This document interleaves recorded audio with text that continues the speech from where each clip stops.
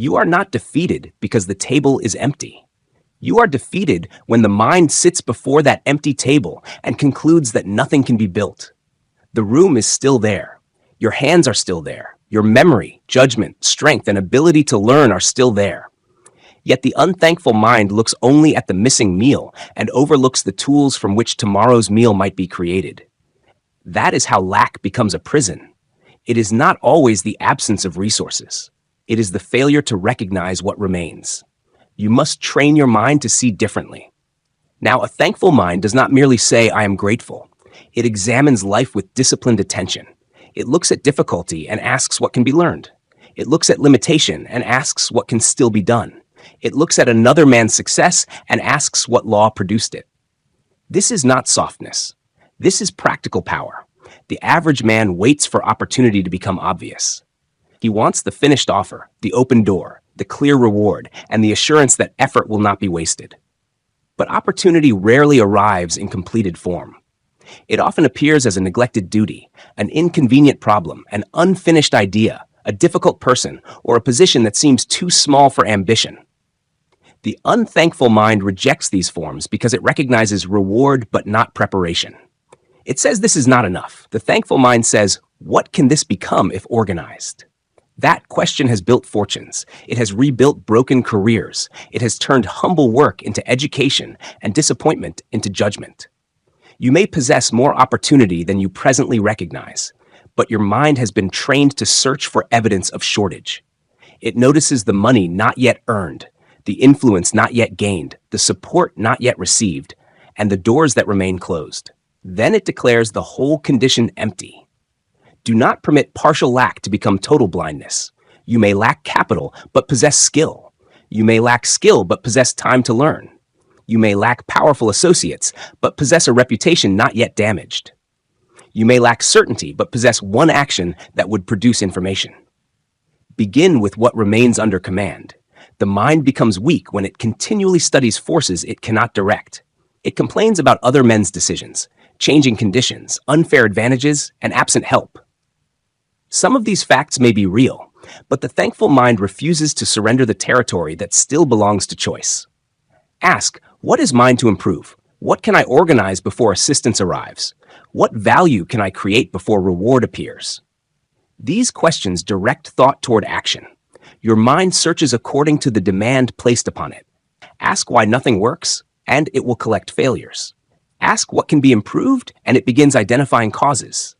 Be careful what you command your mind to find. A complaining man trains himself to notice every inconvenience. A thankful man trains himself to notice every usable fact. This does not mean he ignores hardship. It means hardship does not occupy the whole field of vision. Gratitude is the discipline of seeing the entire condition. It sees the debt and the ability to work. It sees the closed door and the lesson in preparation. It sees the broken agreement and the warning about character. It sees the loss and the knowledge that survived it. This is why gratitude can become a form of wealth before money appears. It preserves the mental energy through which money, trust, skill, and opportunity may later be created. Resentment spends that energy without return. The resentful man replays what should have happened. He measures what another person received. He imagines how different life would be if someone had treated him fairly. Meanwhile, the day passes unused. You cannot cultivate another man's field by resenting his harvest. Return to your own ground. Perhaps the soil is poor. Study it. Perhaps the tools are few. Protect them. Perhaps the season is difficult. Plant what the season permits. A thankful mind begins where it stands. It does not wait for the ideal field before becoming a farmer. This is one reason small beginnings possess such power. They reveal whether a man is truly committed to purpose or merely attracted to appearance. Anyone can admire a large enterprise. Few respect the first uncertain step, yet every visible result once existed in a form the crowd would have dismissed. The business was once an idea. The skilled man was once awkward. The trusted leader was once unproven. The fortune was once a small amount governed with care. Do not despise the form in which your future first appears. Opportunity may enter quietly because life is testing whether you can recognize value before applause confirms it. The thankful mind says this is small, but it is usable. Then it acts. Action is gratitude made visible. If you are thankful for time, direct it. If you are thankful for knowledge, apply it. If you are thankful for trust, keep your word. If you are thankful for another chance, correct the habit that wasted the former one. Words alone do not prove appreciation. Use does. A man may speak beautifully about gratitude and still neglect every blessing he names. He says he values health, then weakens the body through disorder. He says he values opportunity, then arrives unprepared. He says he values friendship, then breaks small promises. That is not gratitude. It is ceremony without stewardship. Stewardship means that what has entered your hands must be developed, protected, and directed toward useful purpose. Ask yourself what you are doing with what you claim to appreciate. Do not answer emotionally. Answer through evidence. How was the last hour used? How was the last amount of money governed? How was the last person who trusted you treated? How was the last lesson applied? These questions reveal whether thankfulness has entered conduct. Now examine your speech. Language is one of the first places where the habit of lack exposes itself. You say, "I have nothing." Is that true? Or do you mean that you do not possess as much as you desire? You say, "No one helps me." Is that true? Or do you mean that the person you expected did not help in the manner you preferred? You say, "There is no opportunity." Is that true? Or do you mean that no opportunity has appeared without risk, effort, or uncertainty? Accuracy restores power. Exaggeration strengthens helplessness. Never use the word nothing carelessly. Many men who claim to have nothing still possessed a sound mind, a body capable of labor, one honest skill, one relationship, and one day. That was not nothing. It was unfinished material. The thankful mind does not confuse unfinished material with failure. It asks what must be added, learned, removed, or organized. This is practical optimism. It does not promise that every effort will succeed. It promises that every condition will be examined before being declared useless. Now consider comparison. Comparison can become instruction or poison. If another man has advanced, the unthankful mind says life favored him. The thankful mind asks, what did he do with what life gave him? Perhaps he had greater advantage. Study it without envy. Perhaps he also possessed discipline, courage, or patience you have not yet developed. Study that too. You do not improve your condition by reducing another man's achievement in your mind. You improve it by discovering what law may be imitated without surrendering your individuality. Turn comparison into education. Ask what quality is visible in the result. Was it concentration, reliability, preparation, the ability to recover after failure? Then return to your own work. Another man's success should not become an excuse to neglect your assignment. A thankful mind says, I will not praise the wrong, but I will force the experience to teach me. That is strength. It prevents one loss from creating several others. The weak man loses money and then loses courage. He loses one relationship and then loses trust in all people.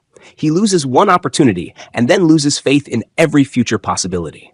One event becomes an empire. Do not give it that territory. Separate the lost from what remains. This was lost. This was learned. This remains available. This will be done. Next. Such sentences restore order. Do not wait for reward before becoming thankful. Thankfulness is part of the preparation through which reward becomes possible. It protects the mind from the exhaustion of continual complaint. It keeps ambition from becoming greed. It allows you to desire more without despising what is here. This balance is important. You may seek greater income and still respect present work. You may seek a wider field and still cultivate the present one. You may desire better conditions and still use current conditions intelligently. The man who despises today while building tomorrow becomes careless with the materials of progress. The thankful man says, this is not the final condition, but it is the present workshop. Then he works. Make your present condition a workshop. Study where time is lost. Study where money leaks. Study where trust is weakened. Study what people need and what they repeatedly complain about. Every repeated complaint may point toward an unmet need. Where service is slow, better service may become opportunity. Where confusion is common, clarity may become opportunity. Where people are poorly treated, respect may become opportunity. The unthankful man joins the complaint. The thankful man studies the demand. This is how problems become enterprise. But motive matters. Do not exploit weakness merely because profit is possible. Solve the problem honestly. Give real value. Protect trust. Opportunity joined to service creates durable reward. Opportunity joined only to greed eventually destroys the confidence upon which reward depends. A thankful mind understands that every opening creates obligation. If a person gives you trust, you must govern it. If a customer gives you money, you must provide value. If an associate gives you effort, you must deal justly. If life gives you influence, you must use words carefully. Gratitude turns privilege into responsibility. This is why the thankful man often appears more dependable. He recognizes that what has been given can also be lost through carelessness. He prepares, he arrives, he keeps agreements. He does not need to be chased continually. His conduct says this opportunity matters. Such conduct attracts larger trust. The man who handles a small duty well becomes a candidate for a larger one. The man who protects a little money becomes more capable of governing more. The man who uses 1 hour faithfully begins strengthening the habit through which many hours may later be directed. Opportunity moves toward useful and dependable men. Not always quickly, not always publicly, but reliability creates memory in others. People remember who kept his word when no reward was immediate. They remember who solved without complaining. They remember who remained steady when conditions became difficult. This memory becomes reputation, and reputation becomes an invisible introduction into rooms you have not yet entered. Therefore, do not call the ordinary task unimportant. The task may be small. The reputation being formed is not. The thankful mind understands that every duty carries 2 payments. The first payment is the visible reward. The second is the character and capacity developed through performance. Sometimes the visible reward is delayed. The inner payment begins immediately. You become more exact, more patient, more skilled, more trustworthy. These qualities later travel with you. No honest discipline is entirely lost. Now create a daily practice. Each morning, name 1 resource you will use deliberately, 1 person you will serve well, and 1 problem you will study instead of resent. Each evening, record what you used and what you neglected. Do not write long speeches. Write evidence. I used the first hour for study. I kept the promise. I turned criticism into correction. Then write 1 neglected resource. I wasted time after dinner. I failed to thank the person who helped. I ignored the small duty. Correct. 1 neglect the next day. This practice turns gratitude from emotion into command. Soon your life will begin looking different.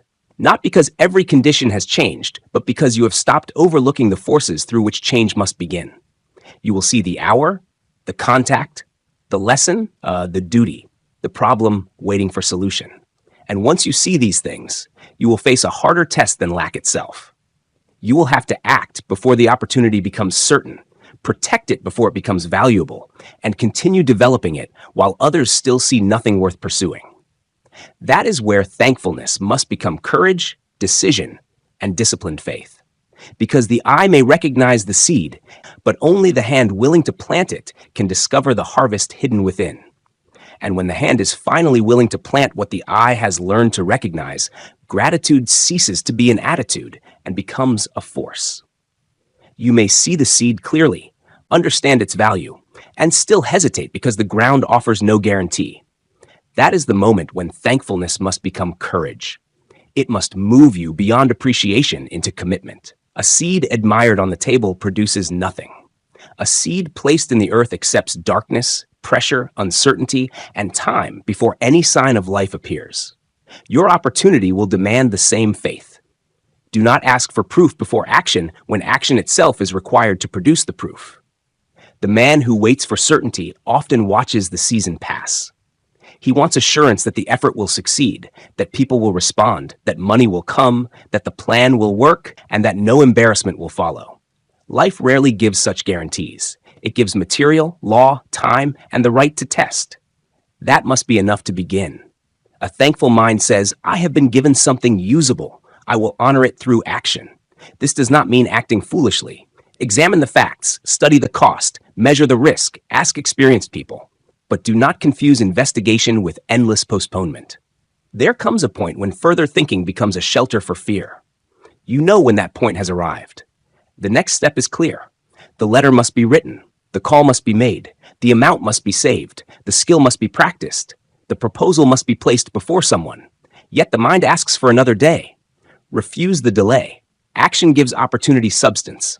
Until you act, the opportunity remains a possibility. After you act, it begins producing information. The answer may be yes or no. The result may be strong or weak. But now you possess evidence, and evidence is more useful than imagination. A thankful man values evidence even when it disappoints him. He does not say, "I am grateful only if this works exactly as planned." He says, "I am grateful that the attempt has shown me what must be improved." The thankful mind does not protect pride at the cost of improvement. It would rather know the truth while the stake is small. See, this attempt showed me where I was weak. Now the weakness can be trained. That is how disappointment becomes instruction. But instruction must be followed by correction. Do not thank life for the lesson and then repeat the same mistake. That is not gratitude. It is ceremony. The proof that you value a lesson is that your conduct changes. If the proposal was unclear, rewrite it. If your skill was weak, practice it. If your timing was poor, study the proper season. If you trusted too quickly, observe character longer. Let correction become visible. This creates confidence.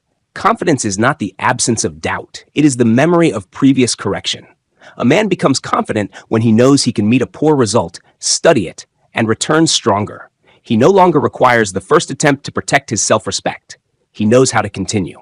That is why gratitude and persistence belong together. The unthankful man interprets delay as rejection by life. He says, "I have worked and nothing has happened." Usually something has happened. His skill has improved. His judgment has sharpened. His contacts have widened. His work may not yet have produced the final reward, but preparation has deepened. The thankful mind records hidden progress. Ask, what can I now do that I could not do 3 months ago? What mistake do I recognize sooner? What fear has lost some authority? What person now trusts me because I remain dependable? These are not imaginary gains. They are assets. The final result may still be absent, but the man capable of producing it is being built. Do not abandon that man before construction is complete. The farmer does not dig up the seed every morning to see where the growth has begun.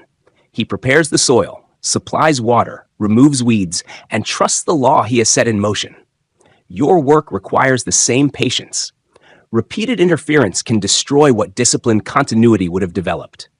You begin one method, change it after 3 days, adopt another, then abandon that one when no immediate reward appears. This is not flexibility. It is restlessness. Give sound action a fair trial. Decide how long you will test the method before judging it. During that period, remain consistent enough to produce meaningful evidence. Correction should follow fact, not mood. A thankful mind respects process. It understands that some rewards have a season. Skill requires repetition. Trust requires time. Reputation requires proof. Wealth requires value, organized and exchanged consistently. You cannot demand that every seed produce fruit on the day it is planted. But patience does not mean passivity. The farmer does not merely wait. He works while waiting. He tends what has been planted. Likewise, you must improve the service, strengthen the plan, follow up, study response, and prepare for the next opening. Waiting on purpose is active. Waiting without purpose is drift. Know the difference. The thankful man can endure delay because he knows what to do during it. He does not spend the interval complaining. He uses it to become more prepared than the opportunity first required. But do not use this idea to excuse fear. Some men say they are preparing when they're only hiding. Preparation must have a limit and a purpose. It should move you toward action, not farther from it. Set a date. State what must be ready by that date. Then proceed. Gratitude should make you more decisive because it recognizes that opportunity itself is temporary. A field has seasons. A market has openings. A person may be available now and unavailable later. Time is also a resource, and it can be wasted through overcaution. Do not worship caution. Caution is useful when it protects value. It becomes destructive when it protects fear. Ask, what is the cost of action? Men also ask, what is the cost of delay? Men often calculate only the danger of moving. They do not calculate the danger of standing still. Delay may cost experience. It may cost reputation. It may cost the chance to learn while the stake is small. It may allow another person to solve the problem you continued studying. Every decision has 2 risks, the risk of action, the risk of inaction. A thankful mind weighs both. Then it chooses. Once chosen, give the decision a fair measure of loyalty. Do not reopen it every hour because discomfort appears. A plan cannot gain strength if you continually question its right to exist. Decide, act, observe, and correct. This creates rhythm. Rhythm creates habit. Habit reduces the energy required to begin. Soon the work that once demanded great courage becomes part of your normal conduct. The seed has entered the soil. Now protect it. Not every person deserves access to an early opportunity. Some minds cannot see beyond present size. They judge the seed as though it were already required to be a tree. Do not expose every beginning to ridicule. Seek counsel from those who understand growth, evidence, and disciplined effort. Listen to correction, but do not place your purpose before people who habitually mock every unfinished thing. A thankful mind protects fragile beginnings because it respects what they may become. Silence can be useful during early work. You do not need applause for every step. Public declaration may give a temporary feeling of progress, while real work remains undone. Let action speak later. Use the quiet season to build proof. Complete the sample. Develop the skill. Save the amount. Serve the first customer well. Then the work begins, answering criticism with evidence. This is stronger than argument. The thankful mind also recognizes people as opportunity, but it does not use people merely as instruments. It sees knowledge, experience, trust, and cooperation. Yet it approaches with service. Do not enter every relationship asking, "What can this person do for me?" Ask, "What value can I bring to this association?" Strong relationships grow through mutual contribution, not desperate extraction. If you need guidance, ask intelligently. Show that you have studied. Ask a definite question. Apply the answer. Nothing discourages a wise advisor more than giving counsel repeatedly to someone who never uses it. Gratitude for guidance appears in application. Return and say, "I used what you taught me. Here is what happened." That response invites deeper help because it proves that instruction will not be wasted. The same law governs employment, partnership, and business. People continue trusting those who convert opportunity into dependable action. Do not ask for larger responsibility while neglecting present duty. Make the present duty impossible to ignore through excellence. Arrive prepared. Complete what you promised. Report problems before they become surprises. Give credit honestly. These habits make you useful. Usefulness attracts further opportunity because people prefer to place responsibility where it will be carried. A person who observed your conduct may mention your name years later in a room you have never entered. Therefore, every duty may contain an unseen door. Treat it accordingly. But gratitude must not make you accept exploitation forever. There is a difference between humble service and permanent misuse. A thankful mind is not blind. If an arrangement continually violates justice, blocks growth, and refuses correction, you may leave without bitterness. Complete your obligations. Take the lesson. Preserve your name. Then move toward a field where value can be exchanged more fairly.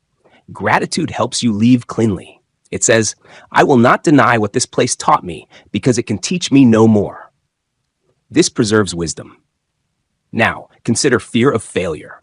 The thankful mind sees failure differently because it knows that an honest attempt produces more than one possible reward. It may produce success. It may produce instruction. It may produce a contact. It may reveal that the purpose is sound, but the method is weak. Failure is costly only when nothing useful is extracted. Do not glorify it. Study it. Ask what assumption proved false. Ask what warning was ignored. Ask what part performed well. Then preserve the useful part and replace the weak one. He may lose one opportunity, but he does not lose the faculty through which another can be recognized. He may lose money, but not judgment. He may lose position, but not usefulness. Gratitude protects these remaining powers. It says, "I still possess material." Then it begins again. This ability to begin again is one of the greatest forms of wealth. The man who requires perfect conditions can move only occasionally. The man who can organize imperfect conditions can move repeatedly. That repeated movement creates advantage. Others may begin with more, but he wastes less. Others may receive larger opportunities, but he develops smaller ones more fully. Others may be praised sooner, but he builds capacity that survives silence.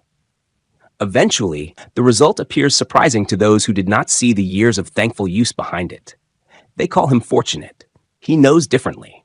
He knows that fortune often entered disguised as a duty he decided not to despise. So when the seed is placed in your hands, do not merely admire its possibility. Study the ground. Choose the place. Plant it. Plant it.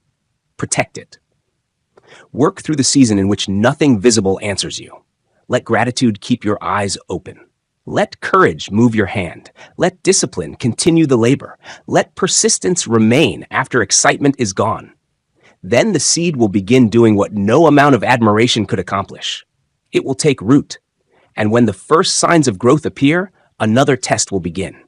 Because a man who remained thankful during lack may become careless when increase arrives. And the very abundance he prayed for may train him to forget the small beginnings that first made him strong. And when abundance begins training you to forget the small beginnings that first made you strong, you must become more watchful than you were during lack. Scarcity often forces attention. It makes a man count every coin, protect every hour, value every ally, and prepare carefully before acting. But when more begins arriving, the pressure changes. The danger is no longer that you will overlook what little you possess. The danger is that you will begin treating much as though it has no value. Do not allow increase to destroy appreciation. The habits that carried you through shortage must not be dismissed merely because the condition has improved. If careful planning protected the first small amount, let it protect the larger one. If faithful service created the first opportunity, continue serving after recognition appears. If humility helped you learn, do not abandon humility when others begin asking you for instruction. Success does not make sound law unnecessary. It proves that sound law must remain in force. The man who forgets this begins spending the harvest while neglecting the field. For a time, the storehouse remains full and the decline is hidden. Then the supply weakens. The soil is exhausted, and he wonders why fortune turned against him. Fortune may not have turned. He may have stopped practicing the causes through which fortune entered. A thankful mind remembers cause. It does not merely celebrate the visible result. It studies what produced the result and preserves those habits under new conditions. Ask yourself, what did I do when I had little that I have stopped doing now that I possess more? Did you once rise early and now begin late?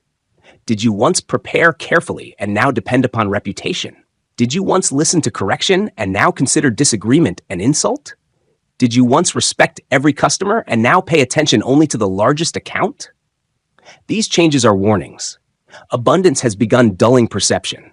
You may still appear successful, but the inward structure is weakening. Correct it while correction remains inexpensive.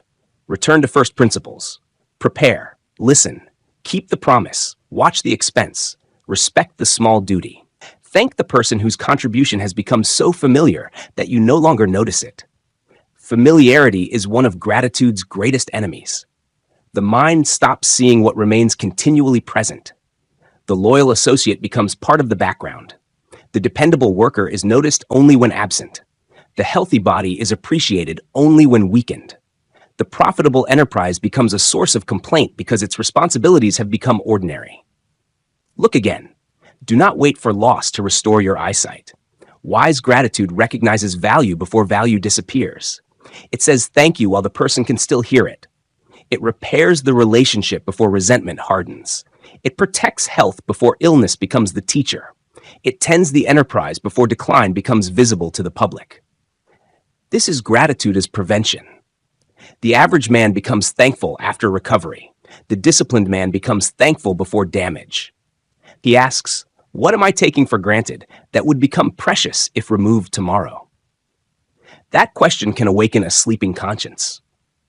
Perhaps it is the confidence of your family. Perhaps it is the loyalty of an associate. Perhaps it is the freedom created by steady income. Perhaps it is your name still trusted because you have not yet betrayed it. Guard these things now. Gratitude must express itself through protection. If you value trust, do not test its strength through carelessness. If you value health, do not continually demand more from the body than you return through rest, restraint, and proper care. If you value an opportunity, do not arrive unprepared merely because it has become familiar. Appreciation without protection is only sentiment. The thankful man becomes a steward. Stewardship means that what has entered your hands must be governed for continued usefulness. Wealth must be governed. Influence must be governed. Time must be governed. Even praise must be governed, because praise can enter the mind and weaken judgment if it is allowed to remain there too long. Receive praise politely, then return to the standard. Do not use applause as evidence that no improvement remains necessary. The crowd may praise the visible result, while hidden weakness is already growing beneath it. Those who admire you may know little about the details that now require correction. Success can surround a man with agreement. People begin telling him what protects their access. They laugh at poor decisions, excuse his temper, and call carelessness confidence. The man begins believing that the silence of criticism proves the perfection of his judgment. It proves nothing. You need people near you who are not intoxicated by your position. You need one person who can say you have become careless. One person who can say your decision is being driven by pride. One person who can remind you of the man you were before success began arranging the room around your comfort. But do not ask for honesty and then punish it. Many leaders claim to value truth, yet their anger teaches everyone to remain silent. Soon they hear only praise and mistake it for loyalty. A loyal advisor may disturb your comfort. A flatterer protects comfort while danger approaches. Learn the difference. The thankful mind appreciates correction because correction protects what has been built. It does not enjoy embarrassment. It values truth more than embarrassment. This is humility under prosperity. Humility does not require you to deny achievement. You may acknowledge skill, labor, courage, and wise decision. But accurate humility also remembers timing, assistance, knowledge received from others, and conditions you did not create alone. No man builds entirely by himself. Someone taught him, someone trusted him, someone purchased what he offered. Someone labored where his own hands could not. Someone gave him an introduction, a warning, a second chance, or a place to begin. The unthankful man slowly edits these people from the story. He tells the history again until he appears to have created every opportunity alone. Do not rewrite your rise to satisfy vanity. Give credit accurately. Credit costs little and preserves much. It strengthens loyalty. It keeps memory honest. It prevents the ego from treating shared achievement as private property. Reward people while they are still serving beside you. Do not wait until they leave to speak of their value. Do not offer gratitude only in ceremonial words while denying fair compensation, respect, or opportunity. Gratitude must enter the arrangement. Pay what was promised. Share credit where credit belongs. Acknowledge unseen labor. Protect the person who told you the truth before the mistake became public. These actions create a culture in which people continue giving their best strength. Ingratitude creates another culture.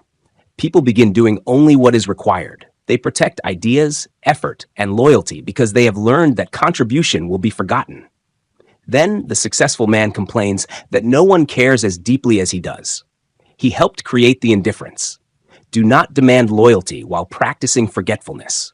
The law of return operates through human conduct. Give recognition, justice, clarity, and honest appreciation. You increase the possibility of receiving cooperation in return. This does not mean purchasing loyalty through endless reward. Some people will take without gratitude. Some will mistake generosity for weakness. Judge character. A thankful mind is not a foolish mind. It appreciates people without surrendering discernment. It gives wisely. It knows when assistance strengthens and when assistance produces dependence.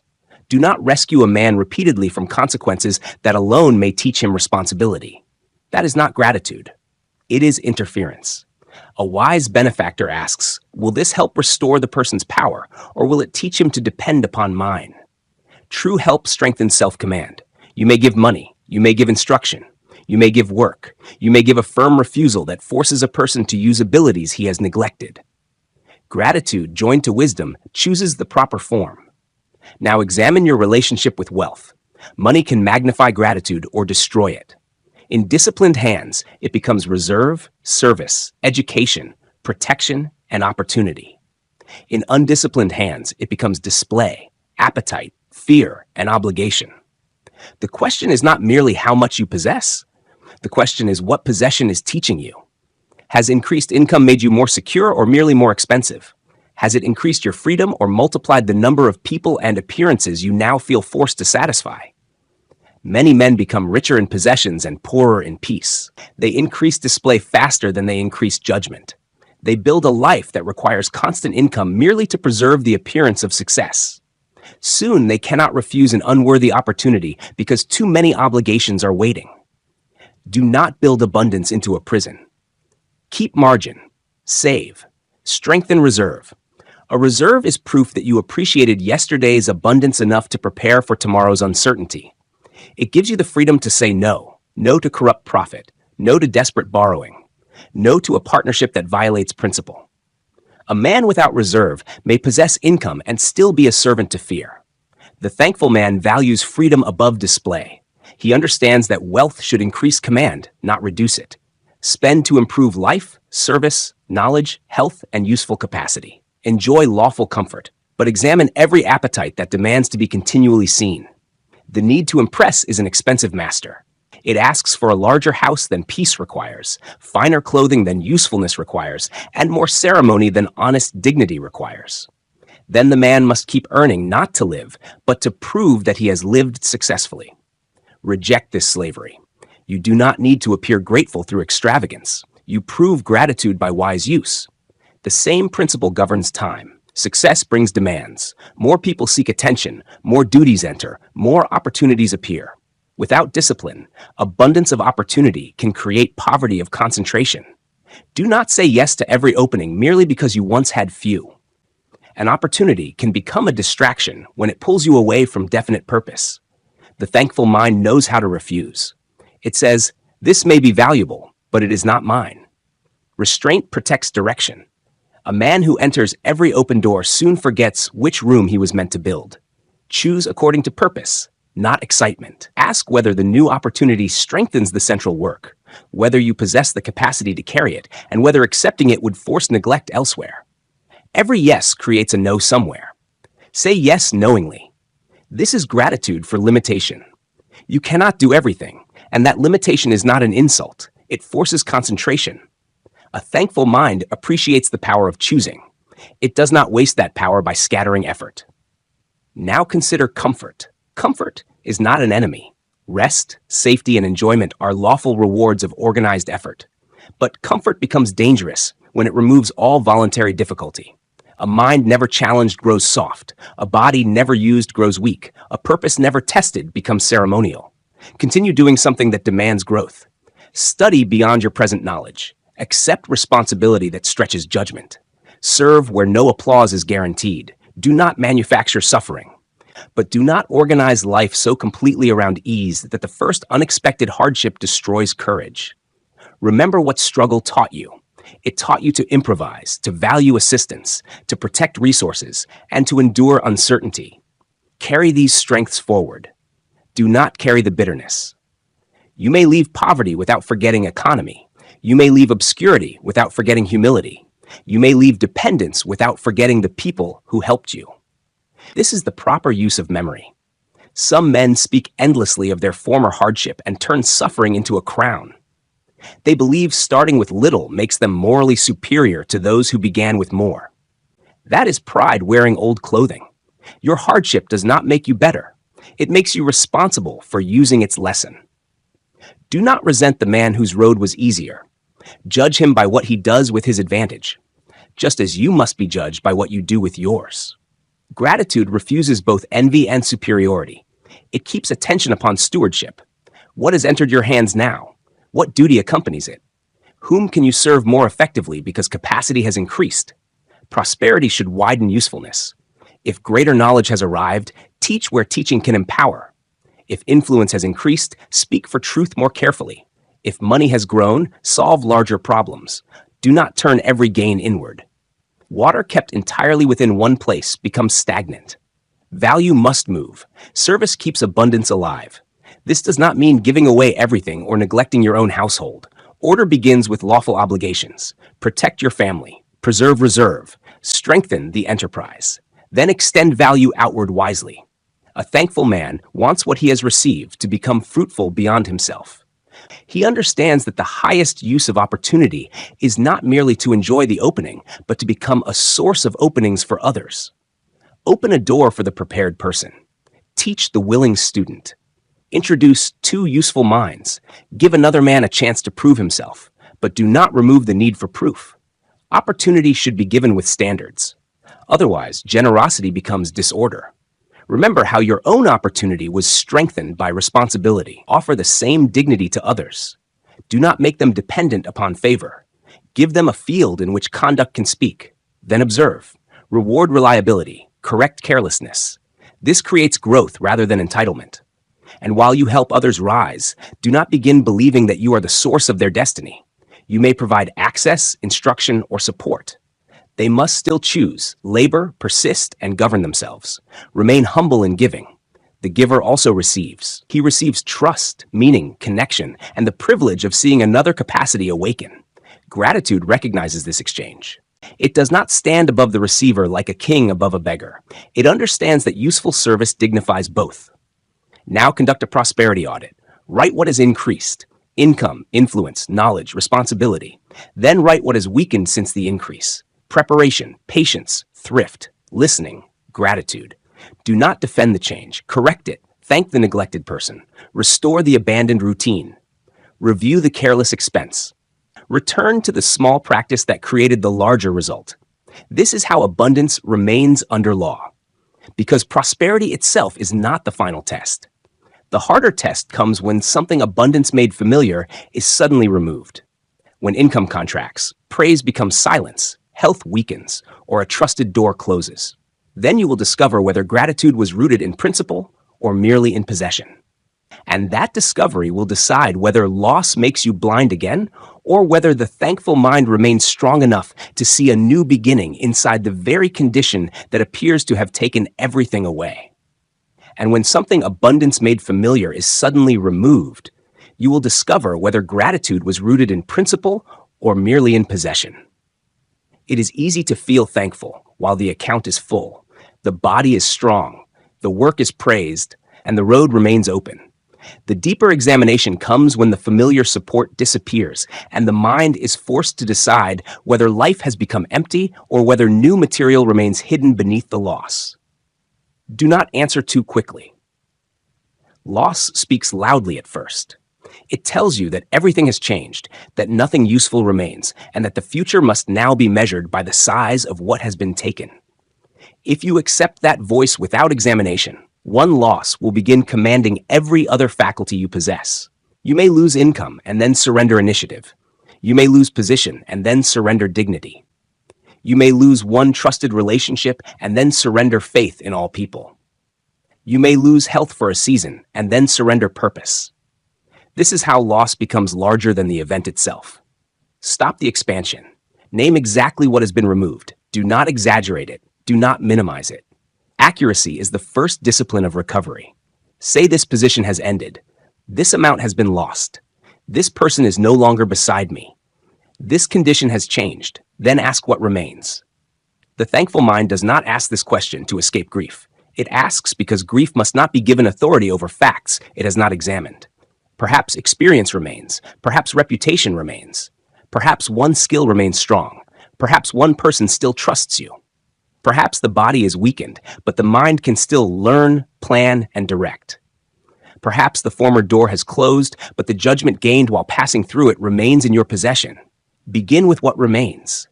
What survives may look humble, but disciplined purpose can turn humble material into the beginning of a fortune. That is the law. You do not rebuild from what disappeared. You rebuild from what survived. The unthankful mind despises surviving fragments because they seem small beside former abundance. It says, I once had more. This is not enough. The thankful mind says, this may not restore everything today, but it is enough to begin organizing tomorrow.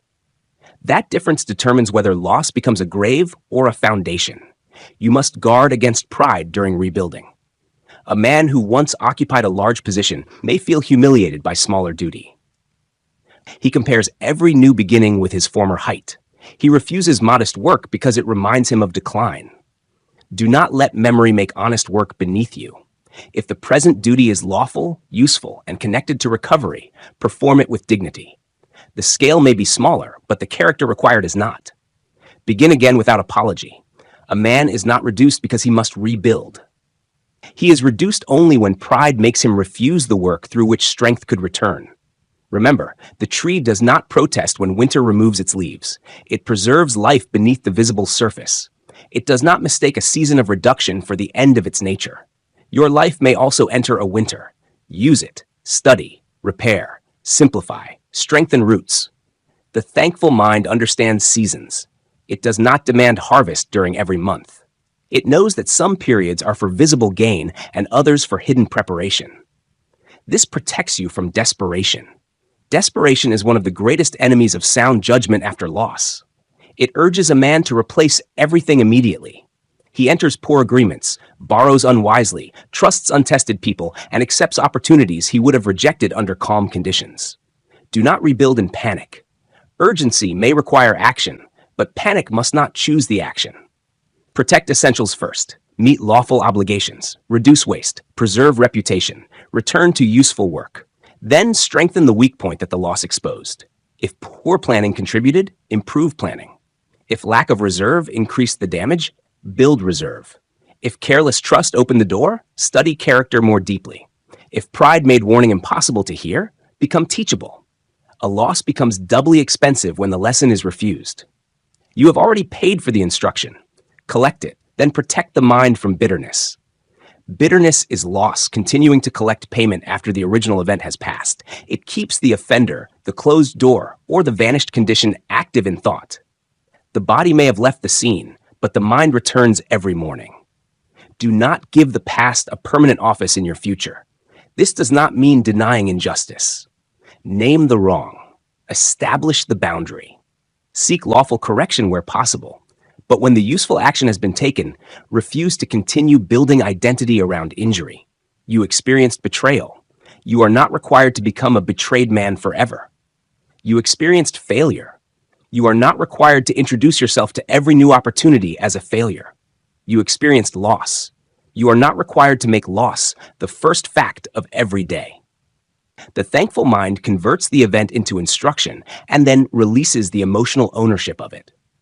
It says, "This taught me what to inspect, what to protect, and what never to repeat." Then it moves. Movement is essential because grief can become habit. If a man never returns to useful responsibility, grief may begin organizing his identity. Perform one duty, keep one promise, clean one account, write one letter, study 1 hour. These acts may seem too small beside the weight of the loss, but they restore authority. They remind the mind that not everything has fallen beyond command. Every useful act is a declaration. I still possess the power to direct something. From that small authority, larger order can return. Do not wait to feel completely restored before beginning. Action may become part of the restoration. The man who waits for perfect confidence before moving may remain motionless for years. Confidence often returns after evidence, not before it. Build evidence. Show yourself that you can still finish, still learn, still serve, and still keep faith under changed conditions.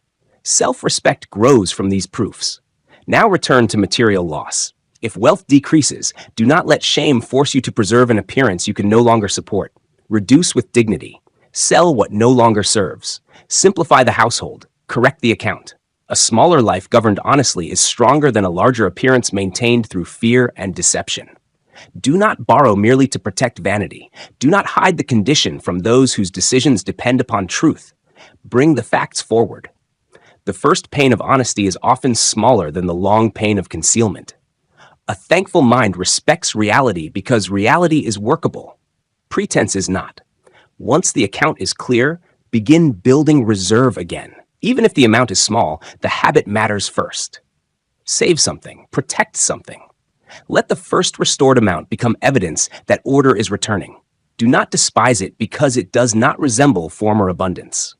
The first brick after collapse is not the whole building, but without it, no building begins. Honor the brick. Now examine the opportunity hidden inside reduction. Do not rush to rebuild every former burden. Rebuild only what deserves to return. A thankful mind does not worship the old arrangement merely because it was familiar. It asks what should be restored, what should be corrected, and what should remain buried.